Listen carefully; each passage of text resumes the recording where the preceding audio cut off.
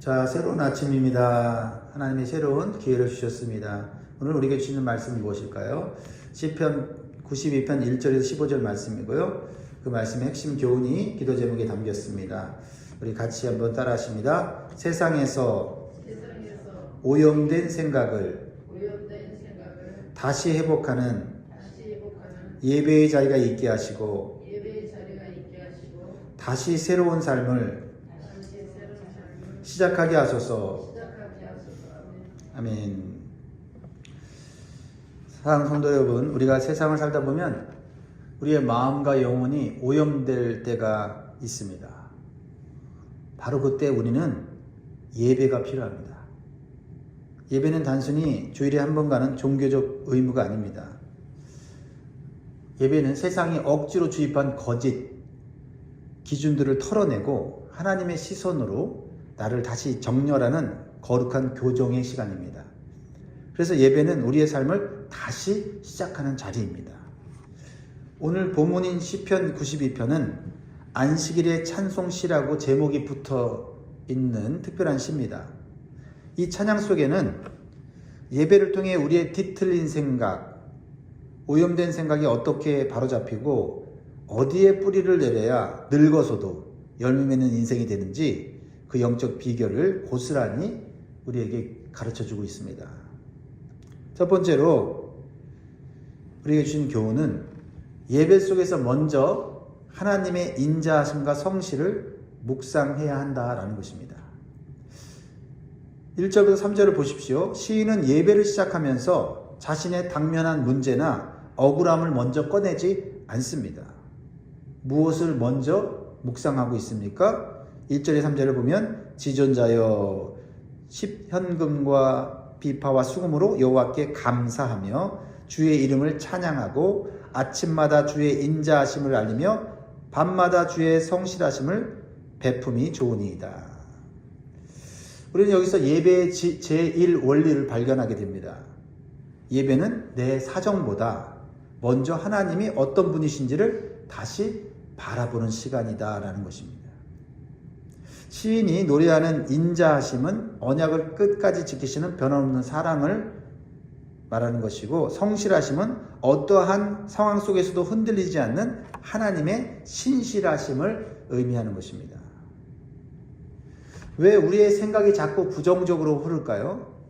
하나님의 사랑보다 내 앞의 고난을 더 오래 묵상하기 때문입니다. 사람은요, 자기가 오래 바라보는 것에 영향을 가장 많이 받습니다. 걱정을 바라보면 마음이 어두워집니다. 문제를 바라보면 우리의 마음에는 근심과 두려움이 가득 찹니다. 그러나 하나님의 인자하심과 성실하심을 바라보면 우리의 영혼에 하늘의 빛이 들어오는 것입니다. 예배는 바로 이 하나님의 성품을 묵상함으로 내 메마른 영혼이 새롭게 소생하고 내 문제와 상황을 바라보는 세상의 기준이 아니라 하나님의 시각으로 완전히 바뀌는 거룩한 전환의 시간이다. 그러니까 예배는 세상을 바라보던 시각이 하나님으로 향하는 시각으로 전환되는 시간이다. 유명한 영성가들이 자주 비유하는 망원경의 원리가 있어요. 망원경 아시죠? 망원경은 원래 멀리 있는 물체를 보는 거잖아요. 그런데 망원경을 거꾸로 들고 있으면 사물이 어떻게 보일까요? 아주 가까이 있는 것도 멀리 보이게 됩니다. 반대로 이제 제대로 들고 망원경을 보면요, 멀리 있는 것도 눈앞에 있는 것처럼 크게 보이는 것이죠. 우리가 예배 드리기 전 우리는요, 망원경을 거꾸로 들고 있는 것과 같아요. 하나님은 멀고 작게 보이고 문제는 크게 태산처럼 보이는 것입니다. 그러나 우리가 예배의 자리에서 하나님의 인자하심과 성실하심을 묵상하고 찬양하기 시작하면 성령께서 우리의 망원경을 제대로 돌려놓으시는 거예요. 그럼 어떤 일이 일어납니까? 나를 집어삼킬 것 같은 거대한 문제들이 하나님의 크심 앞에서 아주 작은 점처럼 보이기 시작한다는 거죠. 반대로 멀리 계신 것 같은 하나님이 바로 지금 내 곁에서 나를 붙들고 계시는 크고 위대하신 지존자로 보인다는 거예요. 지존자로. 그래서 오늘 시편 어떻게 시작합니까? 지존자요. 그렇죠? 위대하시고 전능하신 하나님이라는 거 아닙니까? 예배를 통해서 우리가 세상에 영향받았던 그랬던 잘못된 뒤틀린 생각들이 하나님의 인자하심과 성실하심을 통해서 우리가 올바로 바라볼 수 있는 시각으로 바뀌어야 된다는 거죠. 사랑하는 성도 여러분, 오늘 예배를 통해서 여러분의 시각이 교정되어서 다시 삶이 회복되기를 주의 이름으로 축복합니다. 그렇습니다. 오늘 우리가 예배 드리는 이유는 단순히 하나님께 은혜 받기 위해서 문제 해결받기 오는 것이 아니라 우리의 시각이 바뀌기 위해서 나오는 것임을 믿으시기 바랍니다. 두 번째로는 예배 속에서 악인의 형통을 부러워하는 잘못된 시각이 바로잡혀야 한다라는 것입니다. 우리를 가장 힘들게 하는 생각 중 하나가 뭡니까? 하나님 없는 사람들이 왜 저렇게 잘 살까 하는 의문입니다. 7절을 보세요. 악인들은 풀같이 자라고 악을 행하는 자들은 다 흥황할지라도 영원히 멸망하리이다. 세상은 속도를 중요하게 여기죠. 그래서 얼마나 요즘 속도가 빨라졌는지 몰라요. 모든 것에 속도가 제일입니다. 그래서 빨리 자라고 무성해지는 풀 같은 인생을 요즘은 성공이라고 말하죠. 하지만 풀은 뿌리가 얇아요. 비가 조금만 오면 금방이라도 자라는 것 같지만 뜨거운 떼약볕이 내리쬐면요 금방 시들고 그리고 베어지면 끝나는 존재지요. 그것이 악인들의 형통이다라는 겁니다. 우리가 부러워하는 세상의 모습과 같다라는 거죠. 그래서 시인은 8절에 이렇게 선포를 합니다. 8절 읽어보겠습니다. 시작. 여호와여 주는 영원토록 지존하시니이다. 예배는요 우리로 하여금 속도가 아니라 영원하신 하나님을 바라보게 하는 것입니다. 잠깐 반짝이는 불꽃놀이 같은 일시적 형통의 마음을 뺏기지 마시기 바랍니다. 예배를 통해 하나님은 우리에게 이렇게 말씀하십니다. 빨리 가는 것보다 바른 방향으로 가는 것이 진짜 복이란다. 우리가 왜 악인의 형통을 부러워할 필요가 없을까요? 그들의 형통에는 지속적인 생명력이 없기 때문이에요. 마치 뿌리 잘린 꽃병의 꽃과 같습니다. 지금 당장은 화려하고 향기가 나는 것 같지만 생명의 근원으로부터 잘려 나간 꽃은 시간이 갈수록 점점 시들어 간다라는 것입니다. 하지만 하나님의 백성은 다릅니다. 조금 늦게 천천히 자라는 것 같아도 생명의 근원이신 하나님께 뿌리를 내리고 있기에 폭풍이 와도 견디고 계절이 바뀌어도 살아나는 줄 믿으시기 바랍니다. 하나님 없는 성공은 결국 모래 위에 쌓은 성과 같아요. 바람이 불고 창수가 나면 한순간에 무너질 허망한 것입니다. 그러나 정직하게 살다가 손해를 볼 때 우리는 정직하게 사는 게 맞는가 이런 마음에 의구심이 들 때가 있습니다. 혹시 여러분 믿음을 지키고 정직을 지키느라 남들보다 뒤처진 것이 속상하십니까? 그러나 그것은 뒤처지는 것이 아니라 하나님 안에서 가장 안전하고 견고하게 다져지는 과정이라는 사실을 잊지 마시기 바랍니다. 하나님 성도 여러분, 오늘 예배 속에서 우리의 왜곡된 시선을 다시 바로잡기를 원합니다. 하나님 없이 커지는 것은 참된 번성이 아닙니다. 영원하신 하나님 곁에 머무는 것이 가장 안전한 성공이고 세상이 줄 수 없는 진짜 승리임을 믿으시기를 주의 이름으로 축복합니다. 세 번째로는요, 성도는 예배 속에서 하나님의 집에 깊이 심겨져야 한다라고 교훈을 해주고 있어요. 하나님의 집에 깊이 심겨져야 된다. 하나님 집을 왔다리 갔다리 하는 게 아니라 하나님의 집에 심겨져야 된다라고 말씀하고 있어요. 진짜 복 있는 사람의 모습이 이와 같다라는 거죠. 그래서 12절 13절 같이 읽습니다. 시작. 의인은 종려나무같이 번성하며 레바논의 백향목같이 성장하리로다. 이는 여호와의 집에 심겼음이요 우리 하나님의 뜰 안에서 번성하리로다. 의인을, 하나님이 축복하시는 의인을 상징하는 종려나무와 백향목이 나옵니다. 이 종려나무와 백향목의 특징은 깊이와 견고함이에요. 자, 이 나무들이 자라는 비결이 무엇입니까? 실력이 좋아서가 아닙니다. 바로 여호와의 집에 심겨졌기 때문이라고 말씀하고 있습니다. 여러분들은 지금 어디에 심겨졌다고 여러분 생각하십니까?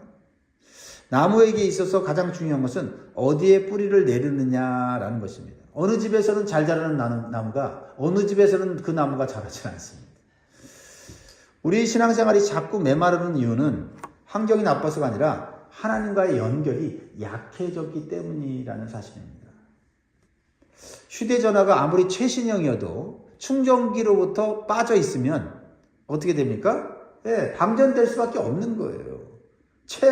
최신의 기능을 가진 휴대폰이냐, 아름다운 디자인을 가진 그런 휴대폰이냐, 그게 문제가 아니다 말입니다. 네. 어떻게 해요? 충전기에 꽂혀 있어야 된다는 거죠. 우리 성도들이 은혜의 공급원인 하나님께 붙어 있지 않으면 금방 영적 탈진이 온다라는 겁니다. 지금 여러분의 영혼의 뿌리는 지금 어디를 향하고 있습니까? 세상입니까? 사람의 인정입니까?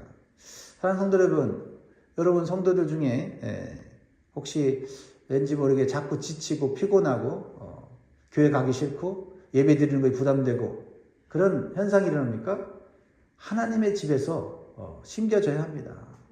하나님의 집에서 멀어졌기 때문에 그런 현상이 나타나는 것입니다. 오늘 예배를 통해 여러분의 뿌리가 다시 하나님의 집 안에 심겨져서 하나님이 주시는 영적인 생수와 영적인 은혜를 공급받기를 주의 이름으로 축원합니다.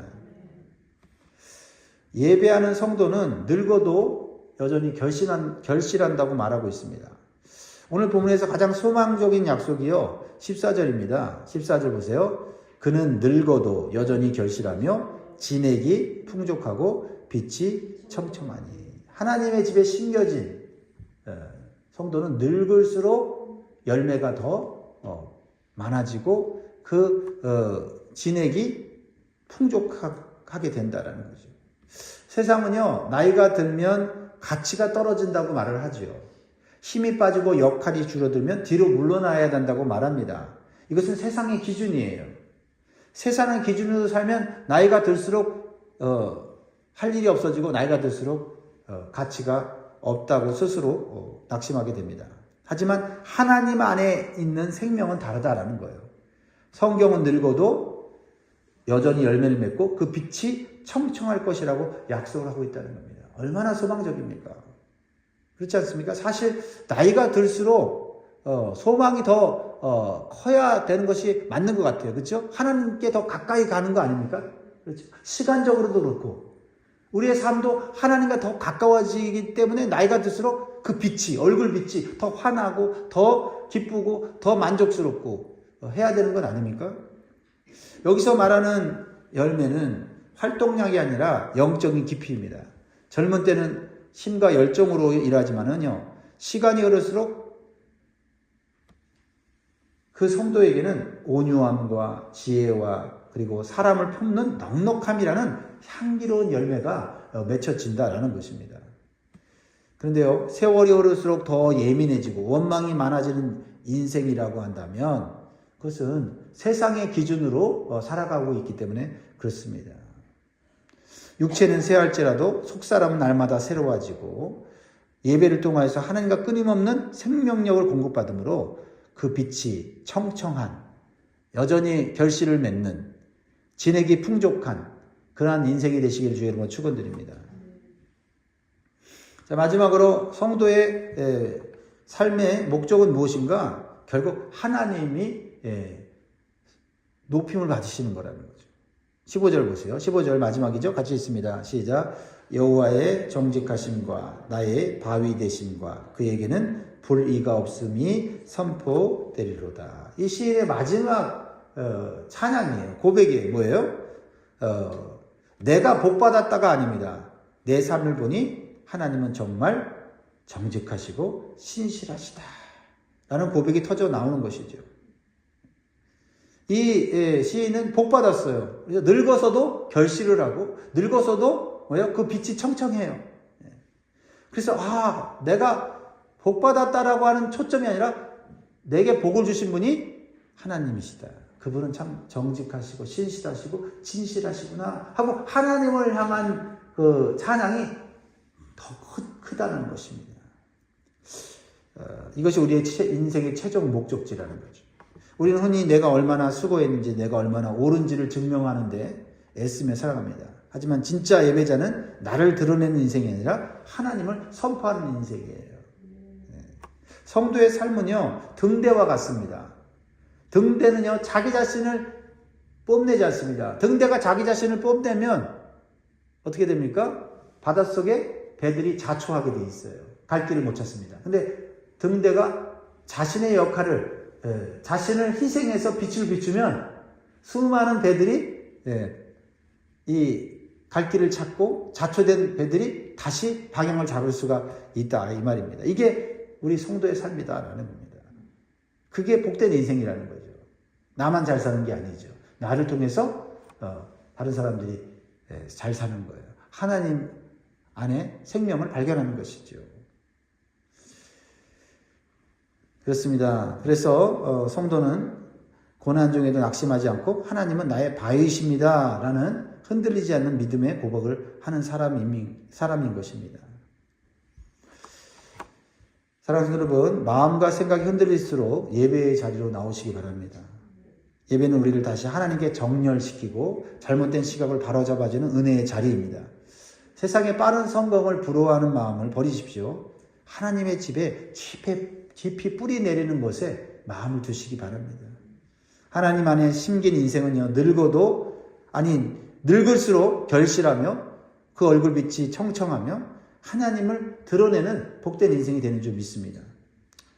이번 한 주간도 하나님의 인자와 하나님의 성실하심을 날마다 찬양하면서 승리하는 저와 여러분 되기를 주의 이름으로 축원드립니다. 기도하겠습니다.